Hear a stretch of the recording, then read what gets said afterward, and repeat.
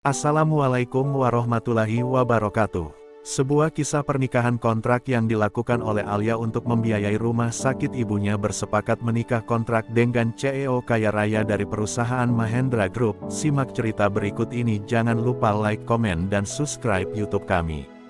Alia duduk di bangku tua ruang tunggu rumah sakit, menggenggam erat tangan ibunya yang terbaring lemah di ranjang darurat.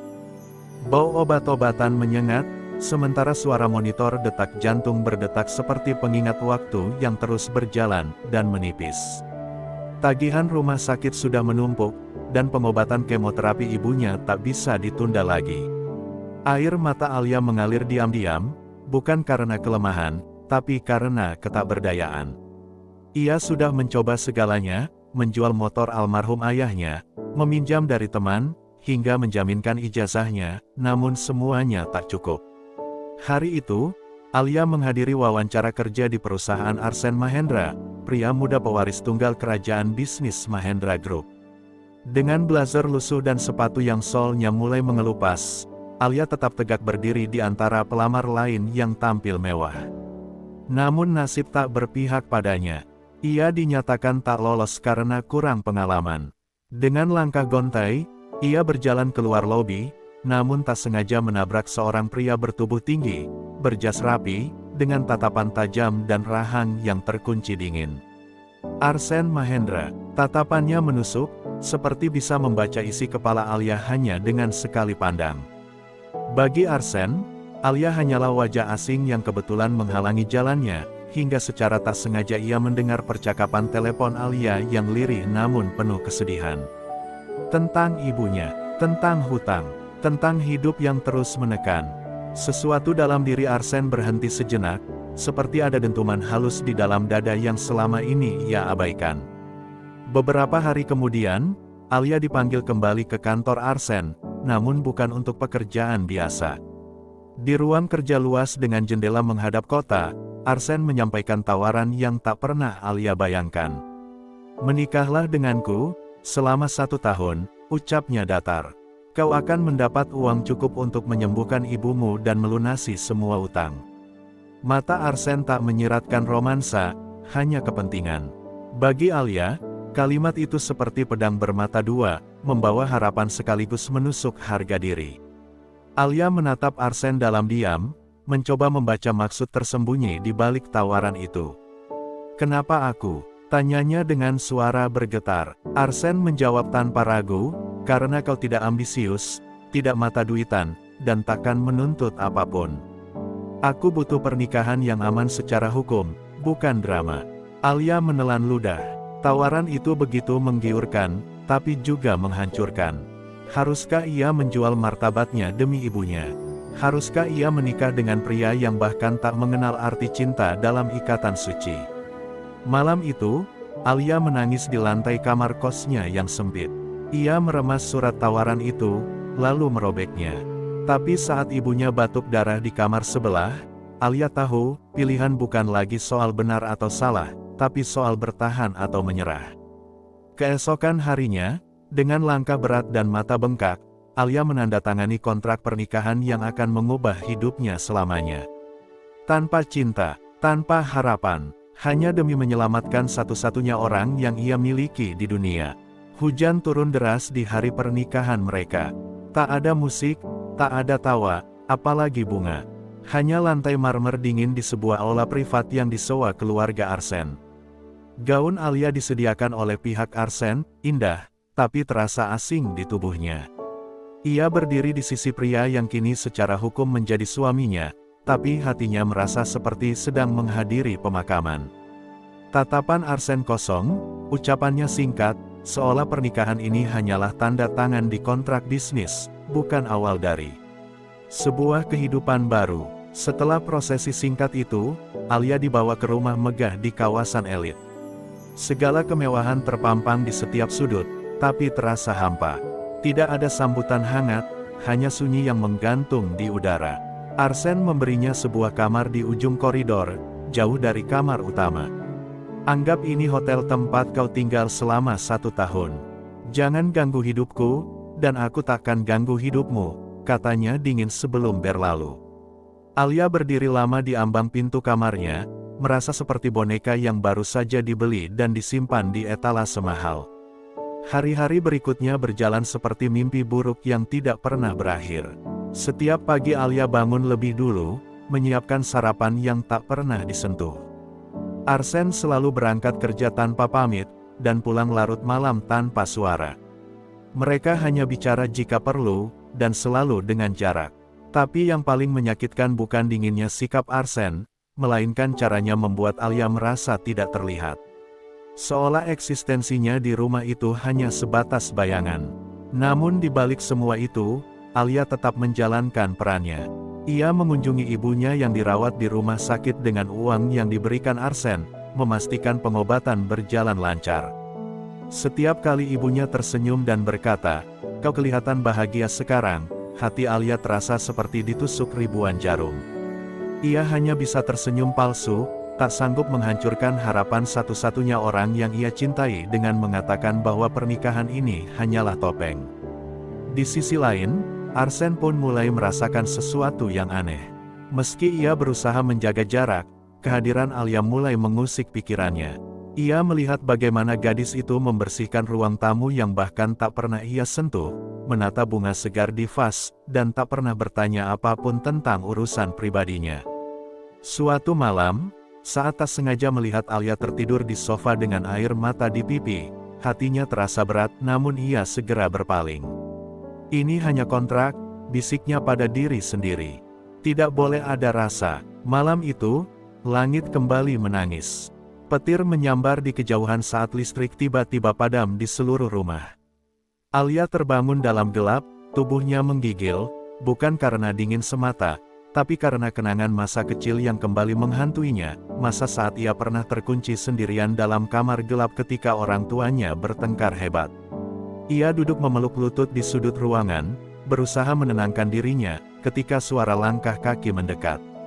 Arsen berdiri di ambang pintu, membawa senter kecil dan selimut.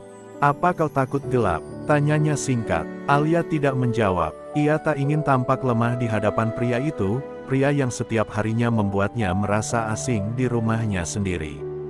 Tapi malam ini berbeda. Tak ada jarak, tak ada sindiran, hanya dua manusia yang terjebak dalam gelap. Arsen duduk di lantai, beberapa meter dari tempat Alia berada. Untuk pertama kalinya, mereka bicara bukan sebagai suami istri kontrak, tapi sebagai dua orang yang terluka. Tentang ibunya yang dulu mati karena kanker, dan tentang kenapa ia tak percaya lagi pada cinta. Alia mendengarkan dalam diam, dan perlahan, ia pun membuka luka lama yang selama ini ia tutupi. Tentang rasa bersalah karena tak bisa menyelamatkan ayahnya dari utang. Tentang hidup yang selalu memaksa memilih antara logika atau hati. Kata demi kata keluar tanpa beban, seolah malam gelap itu memberi ruang untuk kejujuran yang selama ini dikunci rapat. Dan dalam keheningan yang melingkupi, mereka hanya saling menatap, mata bertemu mata, tanpa kata, tapi seolah mengerti. Namun pagi datang seperti cambuk yang mengembalikan mereka ke kenyataan. Arsen kembali menjadi pria dingin, dan Alia kembali menjadi peran yang harus ia mainkan. Di meja makan, hanya ada keheningan yang membeku. Lalu tiba-tiba, Arsen meletakkan sebuah map di hadapan Alia. Di dalamnya, selembar surat cerai tanpa tanggal. "Agar kita tidak lupa, ini hanya sementara," ucapnya datar, tapi sorot matanya tampak lebih gelisah daripada biasanya. Alia menatap surat itu dengan dada sesak. Sesuatu di dalam dirinya ingin berteriak, ingin bertanya kenapa malam kemarin terasa begitu nyata, jika semua ini hanya palsu. Tapi ia tak berkata apa-apa. Ia hanya mengambil map itu, membawanya ke kamarnya, dan menangis diam-diam.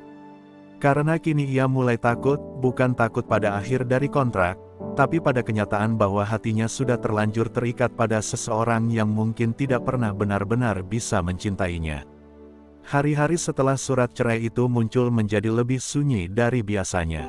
Alia tak lagi mencoba membuat sarapan atau menunggu Arsen pulang. Ia mulai menjaga jarak, bukan karena ingin menjaga batas, tapi karena takut semakin dekat akan membuat hatinya runtuh. Arsen pun menyibukkan diri lebih dari biasanya, berpura-pura tak peduli. padahal setiap sudut rumah yang dulu terasa tenang kini menyimpan rindu yang tak ingin ia akui. Diam-diam, ia menyesali map sialan itu, kenapa begitu cepat ia memberikannya, seolah ingin buru-buru menyelesaikan sesuatu yang bahkan belum ia pahami. Suatu sore, Alia pulang dari rumah sakit dengan tubuh lelah dan mata sembab. Dokter baru saja menyampaikan bahwa kondisi ibunya memburuk, dan transplantasi mungkin satu-satunya harapan. Biaya semakin besar, waktu semakin sempit. Di rumah, ia mendapati Arsen sedang menunggu di ruang tamu, entah sudah sejak kapan. "Kau terlihat buruk," ucapnya pelan. Alia hanya tersenyum pahit, karena memang semuanya buruk. Tanpa sadar, air mata kembali jatuh, dan untuk pertama kalinya, Arsen mendekat, menghapus air matanya dengan tangan sendiri. "Beritahu aku apa yang kau butuhkan," ucap Arsen, suaranya lebih lembut dari biasanya. Alia menatapnya dalam diam, wajah pria yang dulu hanya dingin dan kaku itu kini menampakkan kepedulian yang tulus. Tapi justru itu yang menyakitkan. Karena jika ini hanya bagian dari rasa kasihan, maka Alia lebih memilih tidak mendapatkannya sama sekali. "Aku butuh, jangan membuatku berharap," katanya pelan, dengan suara yang hampir pecah. Arsen terdiam, tak mampu menjawab, tak tahu harus menyangkal atau mengiyakan. Karena hatinya pun mulai lelah menyangkal sesuatu yang jelas mulai tumbuh.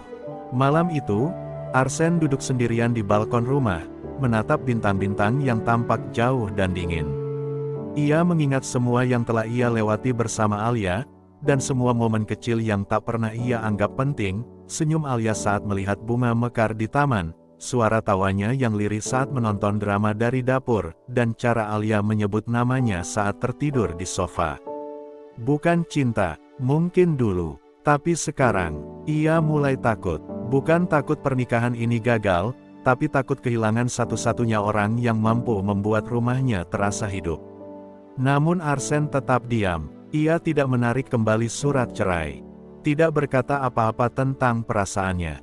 Dan Alia pun perlahan mengunci hatinya rapat-rapat. Keduanya tenggelam dalam ketakutan masing-masing, takut untuk jujur, takut untuk terluka, dan takut bahwa cinta yang mulai tumbuh ini tidak akan pernah mendapat tempat untuk mekar. Hari itu datang lebih cepat dari yang Alia bayangkan, hari ketika ibunya harus menjalani operasi yang menentukan hidup atau mati. Alia duduk di lorong rumah sakit, tangannya gemetar menggenggam rosario peninggalan almarhum ayahnya. Arsen tak terlihat. Sejak percakapan terakhir mereka, pria itu menjauh, kembali membangun tembok tinggi. Alia tidak menuntut, ia tahu, ini bukan pernikahan yang dibangun dengan cinta. Ia hanya berharap, sekali saja, Arsen muncul bukan karena kewajiban, tapi karena keinginan. Waktu berjalan lambat, dokter belum keluar dari ruang operasi. Alia merasa sesak, seperti tenggelam dalam air yang tak kunjung surut. Ia menunduk, menahan air mata, hingga suara langkah kaki terdengar di ujung lorong. Arsen, ia datang, dengan wajah cemas dan mata yang tak pernah serapu itu. Tanpa berkata sepatah kata pun, ia duduk di samping Alia, menggenggam tangannya dengan kuat. Dan saat itu, Alia menangis. Bukan karena takut, tapi karena seseorang akhirnya datang saat ia paling membutuhkan. Operasi berjalan lancar. Dokter tersenyum dan berkata, "Ibumu kuat." Alia nyaris tak percaya. Dunia yang sempat runtuh itu perlahan berdiri kembali. Ia memeluk Arsen tanpa berpikir, dan untuk pertama kalinya, pria itu membalas pelukannya erat, seolah takut kehilangan. Tapi sesaat setelah itu, Arsen menjauh. "Kontrak kita hampir selesai," katanya lirih, seperti menusuk jantung Alia dengan pisau pelan-pelan. "Setelah ibumu pulih, kau bisa pergi. Kau bebas." Alia menahan napas. Bebas, atau justru terlempar dari satu-satunya tempat yang kini terasa seperti rumah. Di malam harinya, Alia berdiri di depan pintu kamar Arsen. "Kalau aku bilang aku ingin tinggal, bukan karena kontrak, tapi karena kau, apa kau akan biarkan aku tetap di sini?" Arsen tak menjawab, matanya penuh luka. Ia mencintai Alia, tapi tak tahu cara mempertahankannya tanpa menyakitinya. Ia merasa dirinya bukan pria yang pantas untuk gadis sebaik itu. Jadi ia memilih diam, dan diam itu menghancurkan lebih dari 1000 penolakan. Alia mengangguk perlahan, menahan air mata, lalu membalikkan badan dengan dada yang patah. Keesokan harinya, Alia tidak ada di rumah. Hanya secarik kertas ditinggalkan di meja makan. "Terima kasih telah menyelamatkan ibuku. Aku pergi, bukan karena aku ingin lepas, tapi karena aku tahu, aku tak bisa bertahan sendirian dalam cinta yang tak pernah kau akui." Arsen menggenggam kertas itu dengan tangan gemetar. Untuk pertama kalinya dalam hidupnya, ia tahu rasanya kehilangan. Dan yang lebih menyakitkan lagi, kehilangan seseorang yang diam-diam telah menjadi seluruh dunianya. Hari-hari berlalu sejak kepergian Alia, namun rumah Arsen tak pernah lagi sama. Semua terasa sunyi, terlalu rapi, terlalu sepi. Tidak ada suara langkah ringan di koridor, tidak ada aroma teh hangat di pagi hari, dan tidak ada sosok yang duduk diam membaca buku di ruang tengah. Arsen mencoba kembali fokus pada bisnis, rapat, dan jadwal yang padat, tapi tidak ada satupun yang bisa menutupi kekosongan di hatinya. Ia menatap surat cerai itu, yang tak pernah ia tanda tangani berkali-kali. Tapi yang kini ingin ia tulis bukan akhir, melainkan permulaan. Sementara itu, Alia kembali ke kehidupan lamanya. Ia tinggal di rumah kecil dekat rumah sakit, merawat ibunya yang perlahan pulih. Namun dalam keheningan malam, bayangan Arsen selalu hadir. Bukan sebagai pria dingin dalam jas mahal, tapi sebagai seseorang yang memeluknya saat ia rapuh, yang diam-diam memperhatikan, yang diam-diam peduli. Cinta itu masih ada, tapi Alia tahu, cinta tak bisa tumbuh di tempat yang takut mengakui perasaan. Suatu malam, saat hujan turun, lagi-lagi hujan, saksi bisu semua rasa yang tak pernah tuntas, Alia mendengar suara pintu diketuk.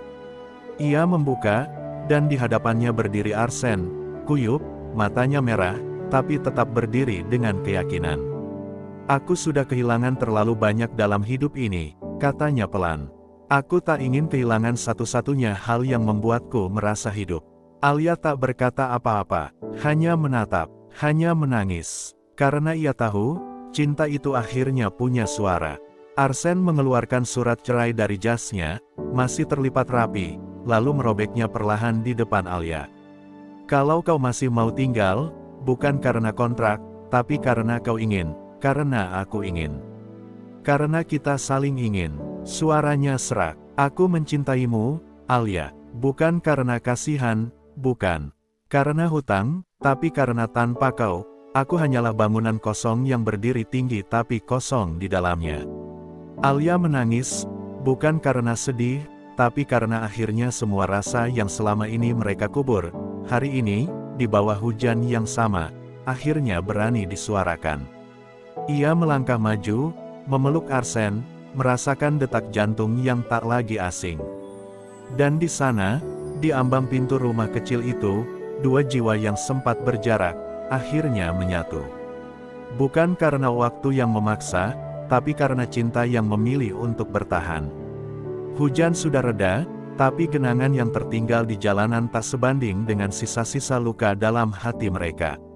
Setelah pelukan yang menyatukan malam itu, Arsen dan Alia memulai kembali dari awal, bukan sebagai suami istri kontrak, melainkan dua orang yang mencoba membangun rumah dari puing-puing perasaan. Namun cinta yang sempat dipendam terlalu lama tak langsung membuat segalanya mudah. Ada luka yang masih perih, ada ragu yang sesekali menyela, dan ada bayang-bayang masa lalu yang enggan benar-benar pergi. Arsen berubah. Ia tak lagi pria dingin yang bersembunyi di balik pekerjaan dan prinsip. Kini, ia belajar berkata, "Maaf, terima kasih, dan yang paling sulit, aku butuhmu." Tapi perubahan tak selalu berjalan mulus. Dalam satu pertengkaran kecil tentang hal remeh, tentang siapa yang lupa mengunci pintu, Alia menangis. Bukan karena pintu, tapi karena trauma ditinggalkan, karena rasa takut kalau semuanya hanya akan jadi siklus yang kembali menyakitkan. Arsen memeluknya erat saat itu, dan untuk pertama kalinya berkata, "Aku pun takut kehilanganmu setiap hari." Kehidupan mereka kini sederhana. Mereka pindah ke rumah kecil dekat rumah sakit, agar Alia bisa lebih dekat merawat ibunya. Arsen berani meninggalkan kursi eksekutifnya, memilih menjalankan bisnis dari jarak jauh. Banyak yang menganggap keputusan itu gila, tapi baginya, kegilaan sebenarnya adalah ketika ia pernah mengabaikan orang yang membuatnya merasa utuh. Ia mulai mengisi hari dengan hal-hal kecil, memasak bersama, menjemput Alia pulang, bahkan belajar mengenal bunga yang disukai istrinya. Semua hal remeh yang dulu ia anggap tidak penting, kini jadi fondasi cintanya. Namun malam-malam sepi masih datang. Ada saat-saat di mana Alia terbangun dengan mimpi buruk, atau Arsen terdiam di balkon dengan pandangan kosong. Mereka tak lagi mencoba menghindar dari luka itu. Mereka saling duduk diam, saling menggenggam tangan, saling mendengar napas satu sama lain. Cinta mereka bukan kisah sempurna, tapi kisah dua orang yang memilih tetap tinggal, bahkan ketika mudah untuk pergi. Dan mungkin, itulah bentuk cinta paling sejati, bukan yang selalu bahagia, bukan yang bebas dari air mata. Tapi yang tetap bertahan, yang tetap tumbuh, bahkan ketika dunia sempat memaksanya layu. Alia memandang Arsen di suatu pagi sambil menyeduh teh, dan dalam hati ia tahu, bukan surat kontrak, bukan pernikahan resmi, tapi keputusan untuk tetap mencintai setiap hari, itulah yang akhirnya menyelamatkan mereka. Pagi itu, cahaya matahari menembus tirai jendela rumah kecil mereka, lembut dan hangat, seperti pelukan dari semesta. Alia duduk di teras rumah dengan secangkir teh, sesekali menyentuh perutnya yang akhir-akhir ini terasa berbeda. Ia sudah beberapa hari terlambat, tapi belum punya keberanian untuk memastikan. Di sudut matanya, masih tersisa ketakutan, bukan karena kemungkinan kehamilan itu sendiri, melainkan karena ia belum tahu apakah ia cukup kuat menjadi ibu, dan apakah Arsen siap menjadi ayah. Ketika akhirnya ia memberanikan diri membeli alat uji kehamilan dan melihat dua garis merah yang begitu jelas, dunia Alia seperti berhenti. Bukan karena panik, tapi karena hatinya dipenuhi gelombang emosi yang membanjiri setiap sisi dirinya, bahagia, takut, haru, dan keraguan bersatu. Menjadi satu, ia menunggu hingga malam untuk memberitahu Arsen, saat pria itu pulang dari kunjungan kerja singkat. Dengan suara bergetar, ia berkata, "Sepertinya, kita akan bertiga." Arsen tak langsung menjawab, ia hanya menatap Alia dengan mata yang membelalak perlahan, sebelum akhirnya mendekapnya begitu erat, lebih erat dari pelukan manapun sebelumnya. Ia mencium puncak kepala istrinya dan berbisik, "Kau baru saja menyelamatkan bagian terakhir dari hidupku yang kosong." Malam itu, tak ada lilin atau musik lembut, tapi pelukan dan tangis haru di kamar sederhana itu cukup menjadi saksi dari awal baru mereka, yang jauh lebih dalam dari janji kontrak manapun. Beberapa hari kemudian, Arsen mengajak Alia kembali ke rumah lamanya, rumah tempat semua luka dulu tumbuh. Tapi kali ini, ia membawa cat, kuas, dan setumpuk bingkai foto kosong. "Kita isi rumah ini dengan cerita baru," katanya. Mereka mengecat ulang dinding, menata ulang ruang tamu, dan menaruh foto pernikahan mereka, yang dulu hanya formalitas, kali ini dengan wajah penuh senyum tulus. Rumah yang dulu dingin, kini perlahan berubah menjadi tempat yang hangat. Rumah mereka, keluarga mereka, dan pada suatu sore, ketika hujan kembali turun seperti biasa, Alia berdiri di jendela sambil mengusap perutnya yang mulai membesar. Arsen memeluknya dari belakang, dan tanpa perlu berkata banyak, mereka tahu, perjalanan mereka masih panjang.